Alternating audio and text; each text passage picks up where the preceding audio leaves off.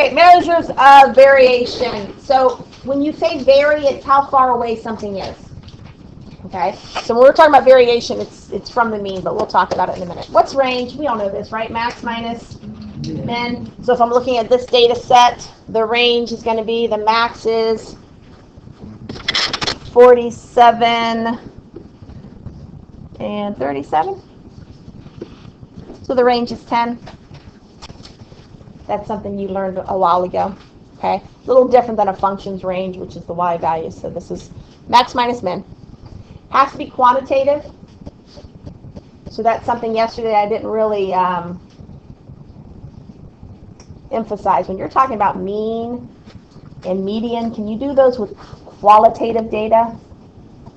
Like, your eye color or something like that? No. So it's got to be quantitative unless it's, if it's ordinal, if you can put them in ordinal, in the order, you could find the median there. Okay, but not, most of the time it's only quantitative data. So I know Math Excel is going to ask you that.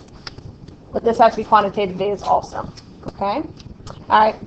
So deviation is how far something is from the mean or the average of the data set.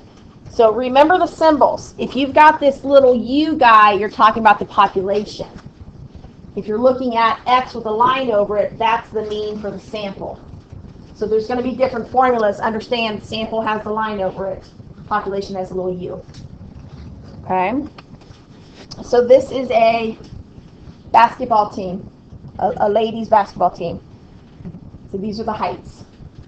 Okay, so this is a dot plot. We all know how to do that.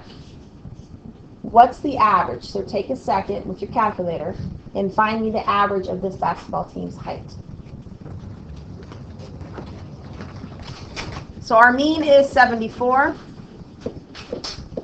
If I want to see the deviation, it's how far something is from the mean. So 69 is -5 heights, or inches, below the mean.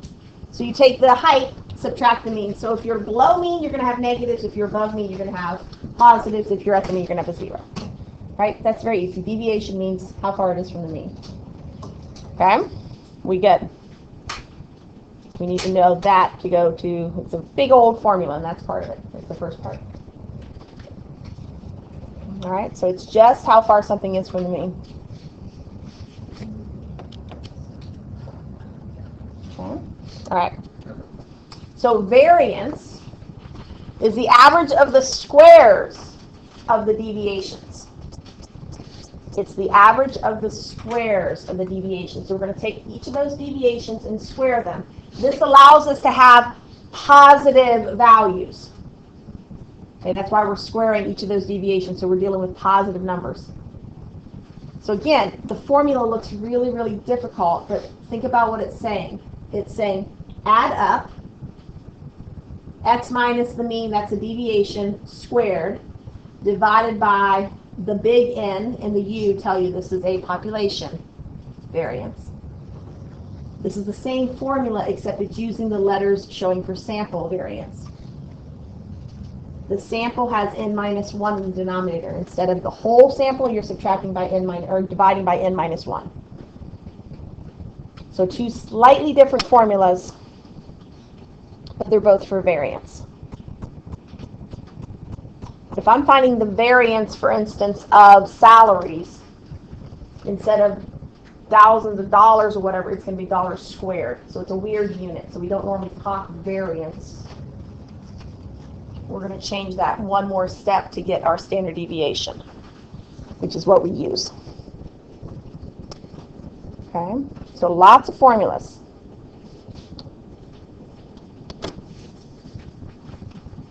So the population is going to divide by the entire size of the data set. Sample is going to divide by n minus 1. Right. So standard deviation is just that. Take the square root and you've got the standard deviation.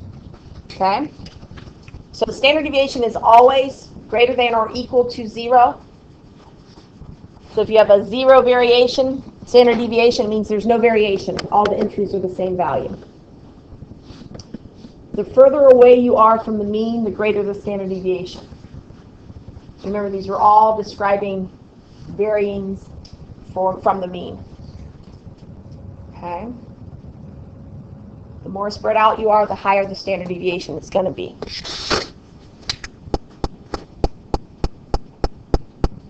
So again, all we did was take the variance and take the square root. So it looks very complicated, but takes the formulas a little bit at a time, and you'll see they're pretty easy.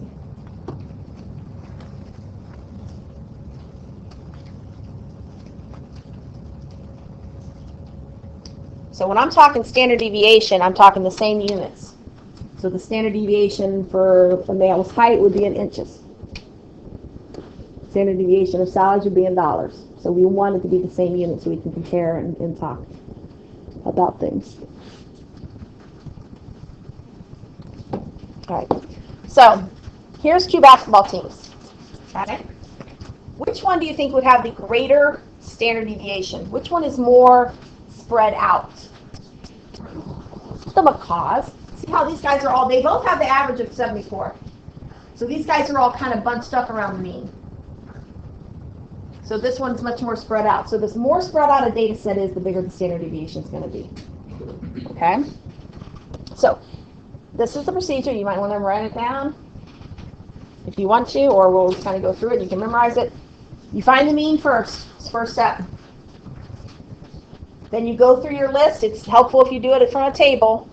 Go through your list and find the deviation from the mean. So subtract each point, the mean from each point. Okay? Then you're going to square each of those.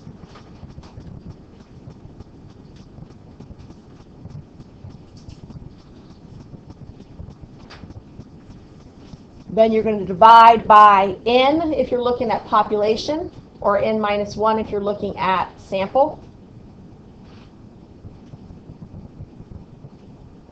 And then take the square root to find the standard deviation. So the variance and standard deviation are just one step from each other. The standard deviation is just the square root of the variance. Okay.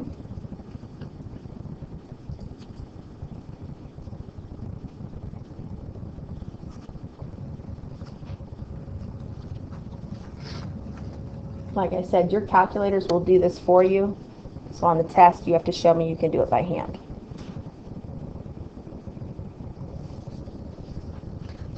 All right. Let's go ahead and do it for the macaws. Let's figure out the standard deviation. So we already said the mean is 74. So we've got our heights, our deviation. Remember, you're going to take the number minus the mean. So 69 minus 74 gives me a deviation of -5. 70 minus 74. Okay, so we kind of already did this on the last slide, or had it done for us. Okay, there's our deviations. And now you're just going to square them. So this guy's 25, 16, 16, 4, 0, 9. So if you make a little table, it's going to be easier to organize your work. Okay? So you have your height, you subtract each height from the mean, or the mean from each height, sorry. Square those, and then we are going to add all those up.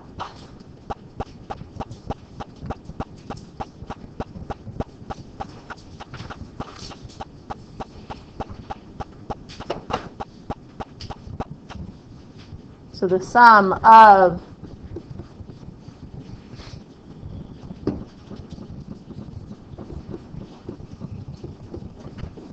the deviations squared equals, I have 128. Sound right?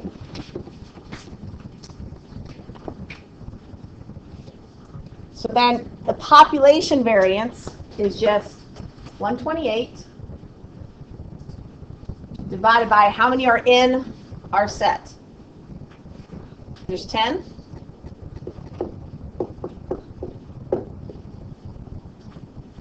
And then the population standard deviation, you're just going to take the square root of that.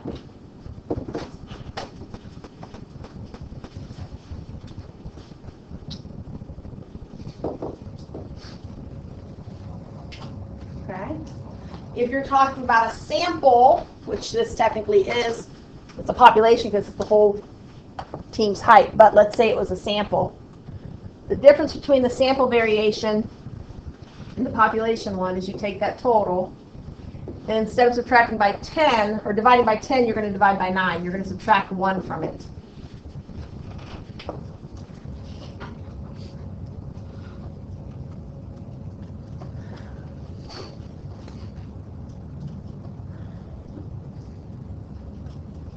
You get 14.22, and then you're going to take the square root of that to get your standard deviation.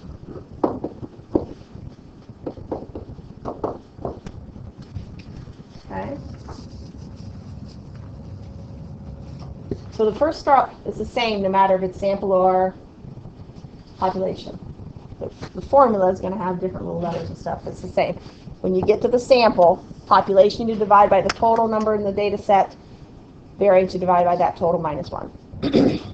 All right. So what does standard deviation actually mean? Well, let's do this one real quick. We'll do a couple and we'll get to the bell curve. Explain things.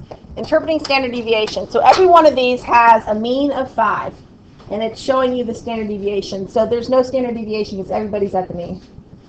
Here, we're pretty symmetrical. Standard deviation is 1.2. There's nobody at the mean. They're all at the extreme. So which one of these is going to have a greater standard deviation? This one here, right?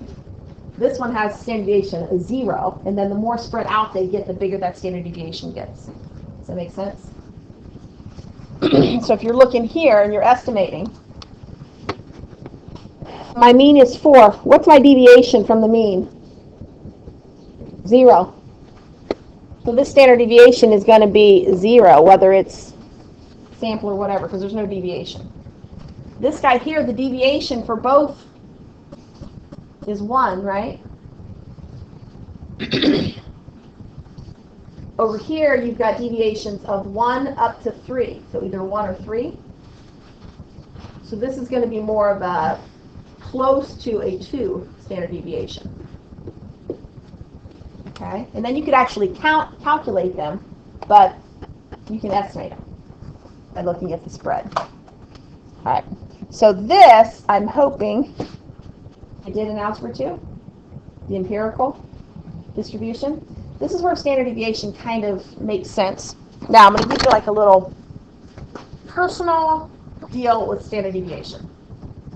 So this is the bell curve, and it describes populations that are distributed with a normal curve. So height is one of these. So all of you have been to your doctor, your pediatrician, and they told your parents which percentile you were at and all that stuff, right? So your percentile is really what percent you are,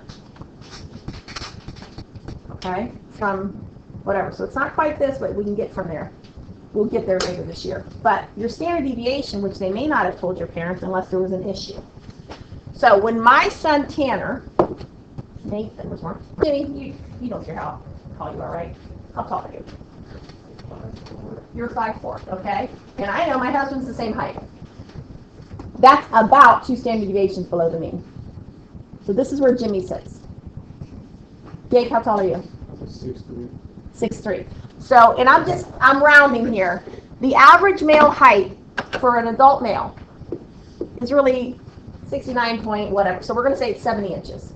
The standard deviation is about 3 inches. So we're just going to give them, we're rounding here. So this one standard deviation above the mean is 73 inches. 2 standard deviations is 76. Jake, you're about here. You're a little bit less than 2 standard deviations, okay? Jimmy's 2 below the mean. All right, because you've got a bell curve. Most of you are sitting in here, right? So Tanner, when he was a little one,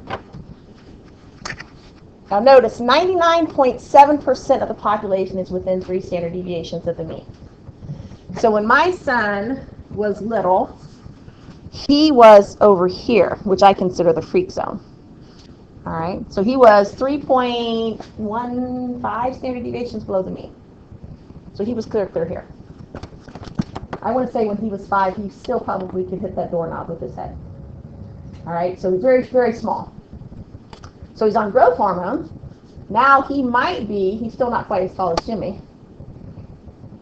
But had he not gotten to have the growth hormone, he would have been maybe 5 foot, 5'1", okay? So why does it matter what standard deviation? In order to get growth hormone, you have to be below 2 standard deviations below the mean. You have to be less than that, okay?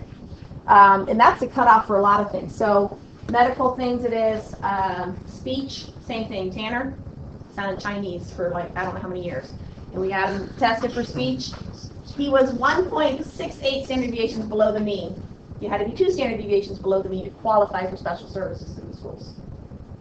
So you'll see this stuff when you grow up and you have kids and you look for those kind of things, when things are qualified. We have a special needs classroom here, right? You have to have an IQ of a certain level in order to qualify for those kind of services. Does that make sense? So it's used, you will, at least, you may not have to ever calculate it in your life unless you go into this kind of career, but knowing what it means when you have to discuss something with a doctor or a teacher or something like that is helpful, okay? But most of us live within here. NBA stars live out here. Tanner Nathan lives out here. Okay, freak zone. All right, so that's what this empirical rule is, those percentages. And they're kind of rounded, but a mean speed of a sample of vehicles along a stretch of a highway is 67 miles per hour. So we can put that on our little grid here as the mean. You have a standard deviation of 4 miles per hour. So above here would be 71. Here would be 63. 4 more. So you could find these. Is that right? Something's wrong. Add 4, add 4. Friday. So now when they ask what percent estimate are between 63 and 71, using that empirical rule, what percent are between plus or minus 1 standard deviation? About 68%. So in this homework, that's as far as they're going to go with this. Later on, in a few chapters, we're going to actually calculate more specific percentages. They're just going to have you live here today, okay? All right, this is, I can't pronounce that, whatever his name is, theorem. What? Oh, I'm like, you know that? Okay.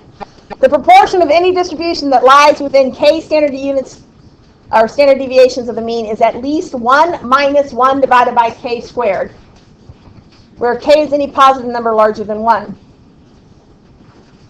So basically, if you're saying there are 2 standard deviations, let's say k is 2 standard deviations from the mean, you would do this. Put that in my calculator. 1 minus 1/2 squared is 0.75. So they're saying you are at least 75% of the data. Okay? So that's at least, right? Didn't we say it was what? We said 95%, so that's at least 75%. So it's an estimating kind of thing. Okay, estimating. All right. Finding the standard deviation of grouped data. Do we want to pause here and do the grouped stuff on Monday? Yeah. Okay. Can you come back to the line? I can.